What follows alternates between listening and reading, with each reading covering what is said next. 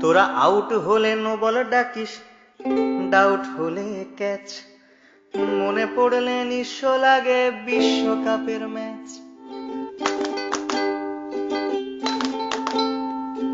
বিশ্ববাসী সবাই জানে পুকুর চুরির গল্প, দিনের আলোর ডাকাতিও তার তুলনায় অল্প।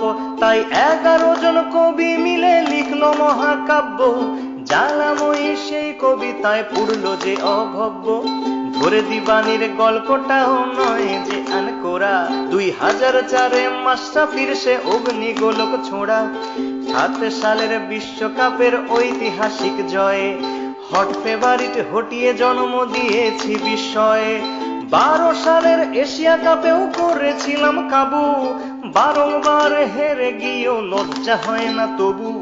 প্রথম ম্যাচে তামিম সৌম্যর 10 ওভারে 80, নান্দনিকেই জুটি নিল 100টা রান ঠাসি।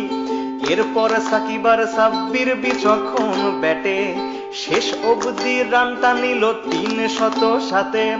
5 ডিসমিসালে মুশি আগলে রাখলো খুঁটি, ডেবুট্যান্ট মোস্তাফিজ ধরলো চেপে টুটি। ধোনির হাতে লাগলো ঘা, দিল কনুই দিয়ে ঝাঁকা, দেখতে যাকে না পারি তার চলন নাকি বাঁকা।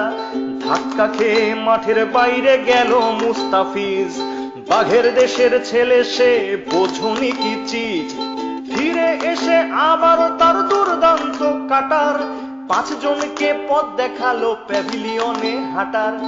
80 রানে হেরে গিয়ে ভারত পরের ম্যাচে 200 রানেই প্যাকেট যেন ঠোঙ্গা বনে।